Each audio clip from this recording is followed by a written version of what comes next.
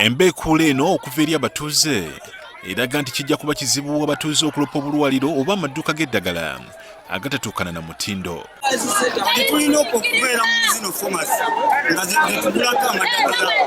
Ekangulumira ab'ekitongole ki National Drug Authority batuuseewo ne babaka akaduwa k'eddagala erimu akatuukana na mutindo ke babadde baagala okuggala wabula abatuuze ne abatabukira.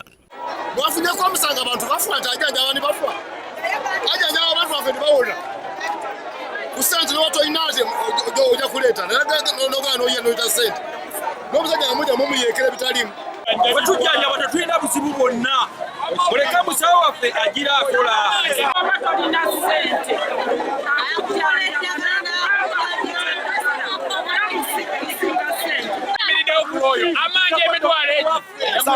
Omusawo yannyongedde gano yaŋŋambye genda. Abatuuze balumiriza nti ebifo ebifaananako bwe biti yadde tebirina bisaanyizo bye bamanyidde ku nnaku nti kuba amalwaliro amanene temukyabeera ddagala. Ku ddwaliro eddene lya Health Center fu bakuwa empeke nnyeza zinakuwonya bakugamba genda ewa Mugeso.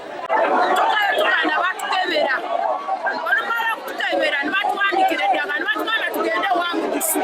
Ab'ekitongole ky'eddagala balemeseddwa okukola ogwabwe era eno badduseeyo obuddusi nga batya okubatuusaako obulabe newankubadde nga babadde n'abasirikale. Wabula mu bitundu ebirala mu disitulikiti y'e Ggwanga waliwo amaduuka mangi agatunda eddagala agatatuukana na mutindo ge baggadde.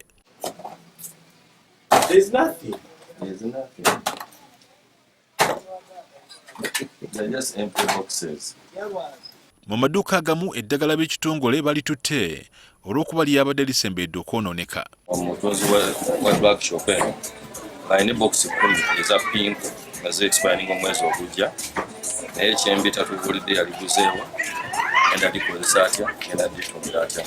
Samuel Kyamukama akulira ebikwekweto mu kitongole ki National Drug Authority ayogedde ku bikwekweto bye baliko. Tusanze nga compliance eri wansi naye bwe tusanze nga tebacomplyinga tubagadde bajja kujja ku ofiisi tuba advising. Ono agamba nti ebikwekweto kika kino bikyagenda mu maaso mu bitundu bya Busoga okusobola okulaba nga abatunda eddagala tebateeka bulamu bwa bannayuganda mu matigga.